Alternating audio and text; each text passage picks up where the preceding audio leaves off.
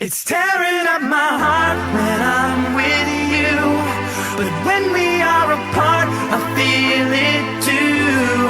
And no, I was in 7th grade, and my cousins showed me a video they had taped on the Disney Channel, and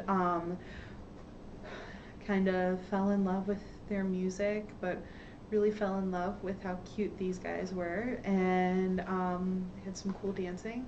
So just kind of fell in love with NSYNC then. and no matter. I became best friends with my friend Alicia because we both loved NSYNC. So it kind of it affected friendships that way. I had a lot of friends that were girls, and we all loved NSYNC, and we used to talk about them and that kind of thing, and exchange like little tidbits of things that we knew about them and that kind of thing. I've been to 4 NSYNC concerts, and we used to go, and we had been lucky enough to get tickets a couple of times, but my best friend Alicia and I decided that we would write letters to the person in charge of the free tickets at Sherwin-Williams, because that's where my father works, and we wrote a letter, and they gave us free tickets, and we were sitting 14th row on the side, and you could feel the fire, and it was, you've never been so close to a celebrity before. My mom took us up to Cleveland, and since my parents weren't going to the concert, it was just Alicia and I, and she dropped us off in Tower City, and we got to walk from the Tower City parking lot to the Gund Arena all by ourselves, and I never felt like such a grown-up. Baby, I don't understand.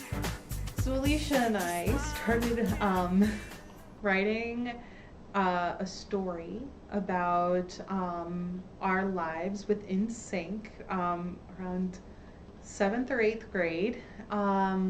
And basically what it was is I would write a paragraph or a page of our fictional lives with NSYNC, and then Alicia would write a page, and then we'd pass these notes between classes so that way we could catch up on it, and throughout the day we would probably have 3 or 4 pages for this fan kind of story that we had, and we still have the story, and it fills 5 2-inch binders.